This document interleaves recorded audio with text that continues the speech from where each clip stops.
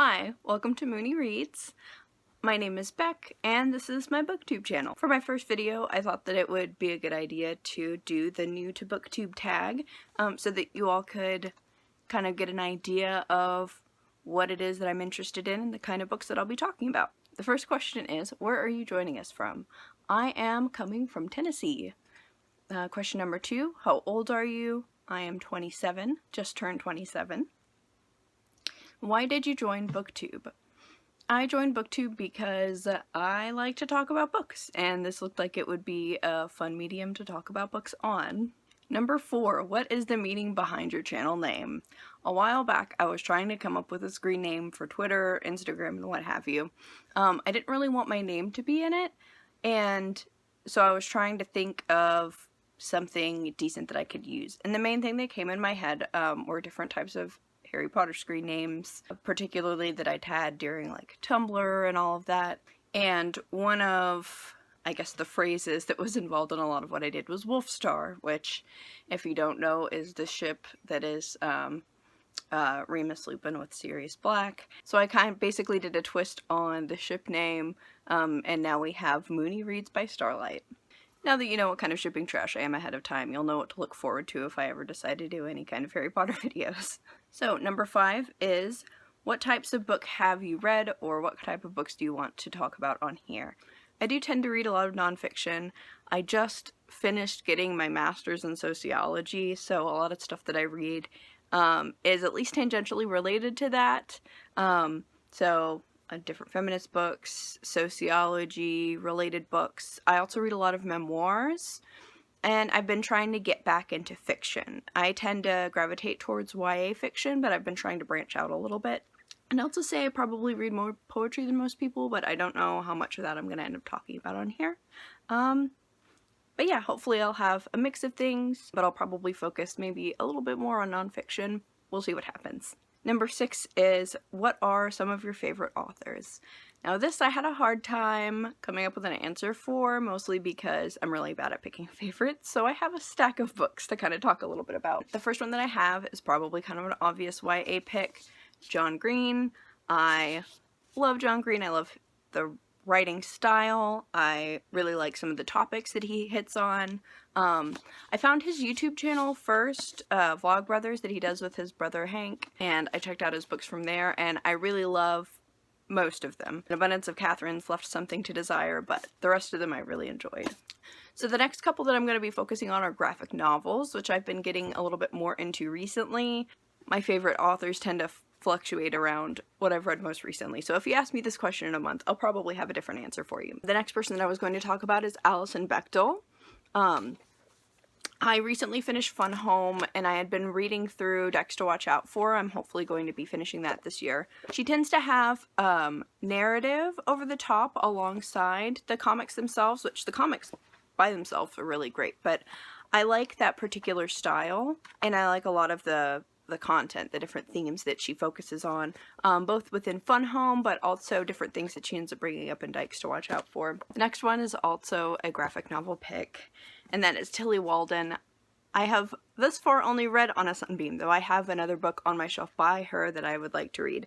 But On a Sunbeam honestly blew my mind. I hadn't read a whole lot of graphic novels, certainly not a whole lot of fantasy graphic novels, and reading this felt like I was being introduced to a whole new medium. I absolutely loved it. Everything about this book was just really wonderful. This artwork, I'm trying to find something to show that's not going to be like a spoiler or something, but like that is beautiful. Like, that is just incredible. And this isn't even, like, that's 2 random pictures, but absolutely pick up this book. The next author that I'm going to talk about is a poet, Andrea Gibson. I absolutely love them. I love watching them do poetry. I've loved seeing them live. I've loved all of the books of theirs that I've read, and I'm looking forward to collecting all of them. I don't think that I could succinctly talk about how much their work means to me. They hit on a lot of different topics. They talk about queer identity, they talk about being chronically ill, they talk about loss. There are just so many important topics that they hit on, and the way that they write is just absolutely beautiful. And the next two that I wanted to talk about are nonfiction. We have Patricia Hill Collins, and if you have not read Patricia Hill Collins and you are even marginally interested in feminism or racial justice, that sort of thing, you need to read Black Feminist Thought first of all. Other pieces that she's written are really great, but this book is just really a game changer. It really contextualizes history, the experiences of Black women, why it is important to look at different perspectives with the same amount of importance as we would kind of more traditional perspectives.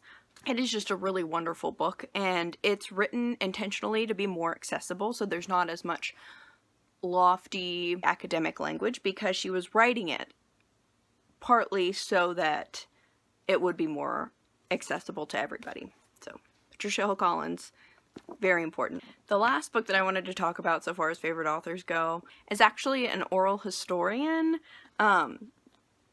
Eric Marcus put together Making History. He also has Making Gay History, which is very similar. And he has a podcast where all of the interviews that are in here, you can actually listen to. This book was one of the things that really changed my life in a lot of ways and what I wanted to do academically and professionally. I highly, highly recommend this. In general, looking at oral histories, especially of marginalized communities, is incredibly important because you're getting history straight from the people who are living it. It's not going to be someone's interpretation, or in this case, somebody who is straight's interpretation of gay history. You're getting it straight from the people who lived it. And that is incredibly powerful to read, especially as a queer person. So I highly recommend this. I can put the podcast link in the description as well. So that was a really long answer, but those are some of my favorite authors / books. The next question is, what is the last book you read? I have two that I finished up yesterday. The first one is one that I was actually able to sit and just kind of read in one sitting. It was March by John Lewis. It's a graphic novel about his experiences in the civil rights movement. I really, really enjoyed this, and I can't wait. There's two other parts to the story. Similar to what I was talking about with the importance of oral history, I think that memoir and things that are coming straight from the individual can give us so much insight. Obviously, having the synthesis of all of these things is going to be important, but seeing things straight from somebody who was there and was living it brings so many important details. I think that, like, with this, he talked about being involved in the sit-ins. We learned very, very briefly what a sit-in is and what they were able to accomplish with them, but this goes into what they had to do to prepare for it and what actually happened during those sit-ins, and it was very powerful. The other book that I finished reading yesterday was Just Mercy by Bryan Stevenson. This book is an incredibly important piece. I've read other books on kind of related topics, so around like the criminal justice system and inequality, but again, I'm repeating myself, but hearing straight from somebody who is personally involved in these court cases and hearing about these specific people who are impacted by this problem brings on a whole other level that you don't get just by hearing about the different laws and policies and things like that. I learned a lot from reading this book, and I would highly, highly recommend it. Even if you don't read nonfiction that much, I thought that this was really accessible. His writing style was really easy to read. The content itself is very hard. It took me a couple of weeks to read this book. If it had been about a different topic, I could have gone through it really quickly. I really enjoyed the way that he wrote. But yeah, Just Mercy, very important book. So those are the two that I finished reading recently. The next question is, what are you currently reading? I am not super far into it yet, but I have started reading Full Disclosure by Camryn Garrett. And this book is about a girl living with HIV. It looks like it's going to be like a love / coming of age story, and it looks like it's going to be a good time. The next question, what do you use for bookmarks? So, you all saw lots of post-it notes, and these aren't bookmarks so much as like they're certain things in the book that I want to be able to come back to later. But for actually holding my space, I tend to use whatever's around me at the time. Lots of talk about receipts in the past. This one I'm actually using something relatively normal. It's a post-it note, but that's only because there is a pad of post-it notes sitting on the break room at work. Number 10, show us your current TBR pile. It is nearing the end of February. It's the 22nd. There are 29 days in this February, I think. So I'm not sure if I'll actually get through the whole TBR pile that I have set up for February.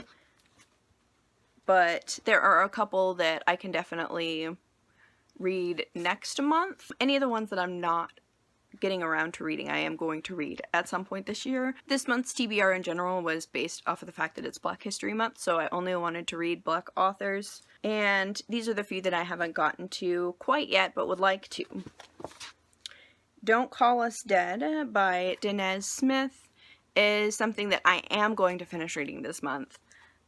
Even if I don't totally finish, full disclosure, I'm going to read this book. It's pretty small. It's a book of poetry, so I should be able to get through it pretty decently. I'm really excited for this one. Now, the next one's on my TBR. I'm not too sure if I'll end up finishing this month or not, but we'll see. We have The Butterfly's Way by Edwidge Dandicat, and Assata by Assata Shakur. I started reading this, I want to say in December. It is such a good book, such an important book. I don't want to get in too far just because, like, I'm maybe a quarter of the way into the book. But it is one of those that's really hard to read just because of the content. It talks really graphically about police brutality, so it's just one that I've had a hard time reading in really long chunks, so I'm taking it a little bit slower, but I am really looking forward to reading this. Hopefully, if I don't finish reading these two this month, I can read them next month. I'm only going to be reading women authors next month, so I can get to those then. The other two that I really wanted to read, How We Fight for Our Lives, which is a memoir by Saeed Jones. I'm really looking forward to this one. Just from the description, it looks really engaging. That he's talking about his experience, from what I gather from the book jacket, as it connects to other people within his community. I'm also looking forward to this, just because I've really wanted to read more narratives about queer people in the South, as a queer person from the South. So this should be a good time. And the last book that's on my TBR that I probably won't be able to get to this month is The Color of Compromise by Jemar Tisby.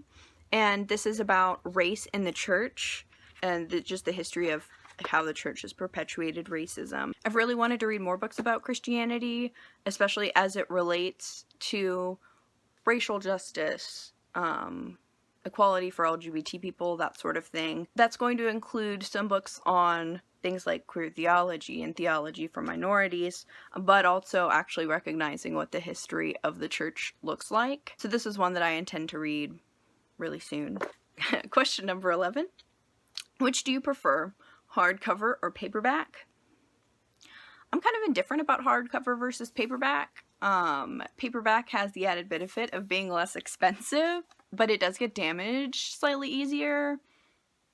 But it does, you know, you can fit more paperbacks into a bag than you can hardbacks. So I don't really have a strong opinion on paper versus hardback. The next one is ebooks or physical books. I can appreciate an ebook and the role that they can play. You know, it takes up less space, it's less paper, but I really like a physical book. And the last either or is owning or borrowing books. And this is connected to the last question. I love having shelves of books. I love being able to touch them, to write on them. There's just something really wonderful about being able to collect all of these books. So yes, definitely owning. Number 12 is what book or book series got you into reading? And of course, the classic answer, Harry Potter. I was so obsessed with this book series when I was little, continuing on into adulthood. Definitely Harry Potter. There were lots of other book series and books that I really did enjoy. I remember really loving The Bridge to Terabithia. I really loved Maniac Magee. And another series that was really important to me was The Guardians of Ga'Hoole. I was obsessed with animals. Like, from the time that I understood basically what an animal was, I was pretty much obsessed, so this fit really well into that. Number 13 is, how did you discover Booktube? And I feel like I had maybe seen some Booktube-ish videos before from like vloggers here and there, but I didn't really know that it was a cohesive part of YouTube at all. I was actually looking information up about graphic novels because I wanted to get more into graphic novels, and I wanted to find some good gay graphic novels and manga that weren't like, you know, weird or fetishy and all that sort of thing. And from there, I also looked up more about different LGBT books, and I found people who were a part of Booktube, and I started following them and getting super into them. This was probably towards like the end of December, beginning of January, and I just really love it. I follow different people. I've been going down different search rabbit holes to find people who are into nonfiction and other things like that. I started a Bookstagram and followed a bunch of people on there. So yeah, that's how I found out about Booktube. Number 14 is, what challenges do you think you'll face with this channel? I don't really know. I'm mostly doing this for fun. Maybe remembering to upload or make a video would be one thing. I do live with my family, so sometimes I get a little bit worried about talking or filming when other people are awake, just because I get self-conscious. I know that in general there is, I guess, the chance for YouTube hate, especially since I'm very queer and I'll probably be talking about like gay stuff, gay books and everything a decent amount of the time, but like, who has a time to find some random small booktuber's channel? Like, I mean, I'm sure some people do, but I don't know. I'm not sure if I would expect for much of that to happen, knock on wood or something. The last question is, where else can we find you? I've got to decide kind of what I want to put so far as links go. I'll definitely put my Bookstagram account on there. I'm not sure if I'm gonna put my personal ones on there. We'll see what happens. You can see whatever links are in the description. Alright, so that is it for the new to Booktube tag. I'm looking forward to putting together different things to put on this channel. I'm looking forward to talking about all of the different books that I'm reading. And I've really been looking forward to reading books in general that are not required or on a syllabus, so this should be a lot of fun. Thank you all for watching, and I will see you soon.